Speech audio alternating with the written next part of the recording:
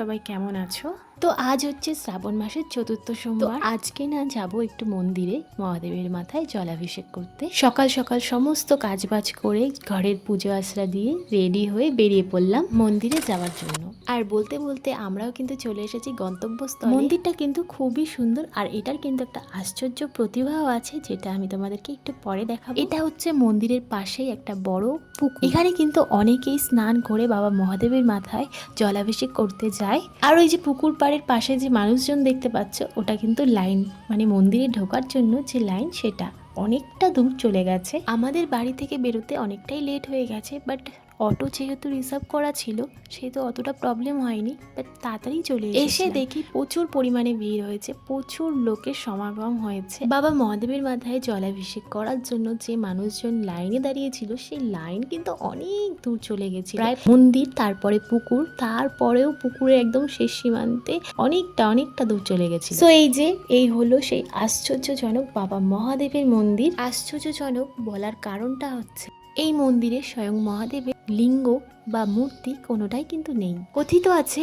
এই মন্দিরের পাশে যে পুকুর বা জলাশয়, ওই জলাশয়ের নিচ থেকে একটা বড় পাথরের শিলা এই রকম শ্রাবণ মাসেই ভেসে উঠেছিল। শোনা গেছে ওই বড় পাথরের শিলাটাকে বাবা মহাদেবের অংশ বলে মানা হয়েছে। ওই বড় পাথরের শিলাটাকেই পুজো করা হয়ে থাকে এই দিনে। আরও শোনা গেছে যে বড় পাথরের শিলাটা স্বয়ং মহাদেবের অংশ বলে পুজো করা হয়। সেই বড় পাথরের শিলাটা এই শ্রাবণ মাসেই কিন্তু জলের ওপরে ভেসে ওঠে। শ্রাবণ মাসের পুজো শেষ হয়ে গেলে আবার সেই বড় পাথর বা শিলাটাকে সেই জলেই আবার ভাসিয়ে দেওয়া হয়। শ্রাবণ মাসের শুরুতে আবারও পাথর এরকম ভেসে ওঠে, আবারও তাকে পুজো করা হয়, তারপরে পুজোর শেষে তাকে আবারও সেই ভাসিয়ে দেওয়া হয়ে থাকে। প্রতি বছর এইভাবেই পুজো করা হয়ে থাকে। এইটাই হয়তো স্বয়ং মহাদেবের মহিমা। এই জন্যই হয়তো বলা হয়েছে জলের নিচে মহেশ্বর, পুণ্যতীর্থ জলেশ্বর। তো যাই হোক, ভগবান আছে এটা আমি অনেক বিশ্বাস করি। ভগবান ছাড়া আমরা কিছু না, এক সুতোও না। আর এদিকে তোমাদের সাথে গল্প করতে করতে আমরা কিন্তু অনেকটা লাইন পেরিয়ে এসেছি। মন্দিরের পাশে কিন্তু ভালোই বড় মেলা হয়, তার সঙ্গে সঙ্গে রয়েছে মহাদেবের মাথায় জলাভিষেক করার জন্য যা যা প্রয়োজন সবই কিন্তু এখানে পাওয়া যায়। আমরা ফল টল তো বাড়ি থেকে এনেছিলাম, আর ফুল, বেলপাতা, গঙ্গার জল, দুধ, এগুলো হচ্ছে আমরা এখান থেকেই কিনে নিয়েছিলাম। তোমরা যারা যারা এখানে যাবে ভাবছো বাড়ি থেকে সবকিছু কিনে আনার দরকার নেই, এখানেও কিন্তু সবই পাওয়া যায়, এখান থেকেও তোমরা নিয়ে নিতে পারবে। এই মন্দিরের আরেকটা জিনিসও আমার খুব ভালো লেগেছে, যেটা হচ্ছে মন্দিরটা তো দেখতে খুবই সুন্দর, আর মন্দিরটা এমনভাবে তৈরি হয়েছে পুরো একটা পাহাড়ের মতন। ওই যে দেখতে পাচ্ছ, ওটা কিন্তু একটা মন্দির রেডি হচ্ছে, আর এখানে কিন্তু বাসুকীনাগকে পুজো করা হয়। মহাদেবের জলাভিষেক করার পরে এখানে বাসুকীনাগকে সবাই পুজো করে থাকে। তোমাদের সাথে গল্প করতে করতে আমি কিন্তু পৌঁছে গেলাম আমার গন্তব্য। ঠিক এই সময়টা না খুব বিরক্ত লাগছিল, মনে হচ্ছিল আর ভালো লাগছিল লাইন দিতে, কখন গিয়ে দাঁড়াবো আর মহাদেবের সামনে, কতক্ষণে জলাভিষেক করতে পারবো। আমার না খুব ইচ্ছা ছিল একদম মহাদেবের সামনে গিয়ে দাঁড়িয়ে মহাদেবকে জলাভিষেক করব। সত্যি কথা বলতে আমার ইচ্ছেটা না পূর্ণ হয়েছে। প্রচুর পরিমাণে ভিড় হয়েছিল, কিন্তু ঠেলাঠেলিও হয়েছে, তার মধ্যে থেকে একদম সুস্থভাবে শান্তিপূর্ণভাবে আমি জলাভিষেকটা করতে পেরেছি। প্রায় অনেকক্ষণ ধরে সেই পাথরের শিলাটা আমি ধরে রেখেছিলাম।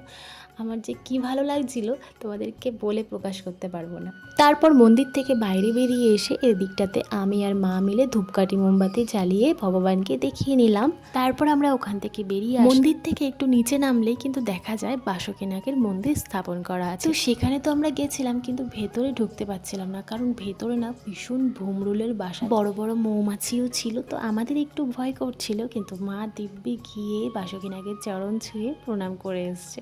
তো জিনিসটা আমার বেশ ভালো লেগেছে। মার কনফিডেন্স লেভেলটা না খুব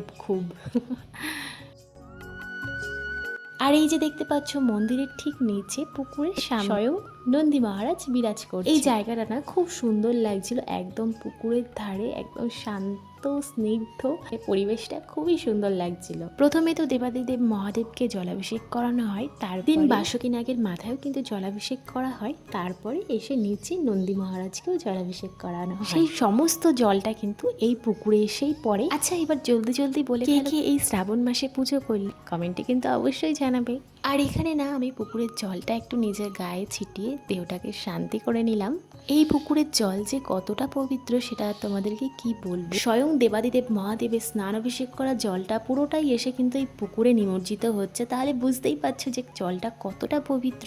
আর এই পুকুরটাতে প্রচুর প্রচুর পরিমাণে মাছও আছে। আমাদের তো পুজো করা কমপ্লিট, আবারও একটা বছরের প্রতীক। সত্যি কথা বলতে এখান থেকে না যেতেও ইচ্ছা করছিল না। পুজো শেষ হওয়ার পরে এখানে বসে কিন্তু অনেকটা টাইম কাটিয়েছিলাম, ফল টল আর কি খেয়েছিলাম। মনে হচ্ছিল আর একটু কিছুক্ষণ থাকি, কিন্তু ওইদিকে যে আমাদের গাড়ি চলে এসেছে।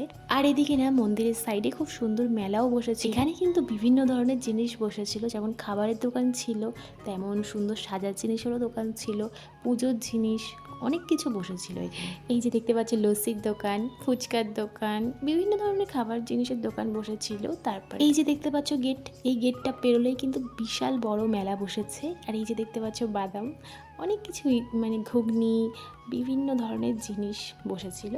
সব কিছুই ছিল এই মেলাটার মধ্যে। অনেক বড় একটা মেলা, অনেকটা জায়গা নিয়েও কিন্তু বসেছে এই মেলাটা। খাবো না, মায়ের থেকে একটু লস্যি নিয়ে নিয়েছিল, আমি ওখান থেকে একটু লস্যি খেয়ে তারপর আমরা মন্দিরের পেছন সাইডটা একটু বসি আর সেখানে কিছু খাওয়া দাওয়া করি। মা বাড়ি থেকে এনেছিল সাবু, তো সাবু মাখা করে সেখানে আর কি খাওয়া দাওয়া করেছিলাম, কারণ মা একদমই আগুনে তৈরি হওয়া কিছু জিনিস খাবে না, যেহেতু আজকে উপোস করেছে। আজকের দিনটা মা এইভাবেই পালন করবে। তো খাওয়া দাওয়া হয়ে যাওয়ার পরে আমরা সোজা বাড়ির দিকে রওনা দিলাম। আর বলতে বলতে আমরা কিন্তু একদম বাড়ির কাছাকাছি চলেই এসেছি। সো ফাইনালি চলে আসলাম বাড়িতে। তোমাদের একটা কথা বলতে ভুলে গেছি, শুভ শ্রাবণ। তো শ্রাবণের চতুর্থ সোমবারের অনেক অনেক শুভেচ্ছা। এইবার না আমি শুধুমাত্র এই আজকের দিনটাই সবুজ চুড়ি পরেছি। আচ্ছা তোমরা কে কে সবুজ চুড়ি পরলে কমেন্ট বক্সে কিন্তু ফটো শেয়ার করতে পারো, আমি দেখবো। তো এখনকার মতন এই পর্যন্তই ভ্লগটা, আবার দেখা হবে নেক্সট কোনো ভ্লগে। ততক্ষণ পর্যন্ত সুস্থ থেকো, ভালো থেকো। চলো আজকের মতন টাটা, বাই।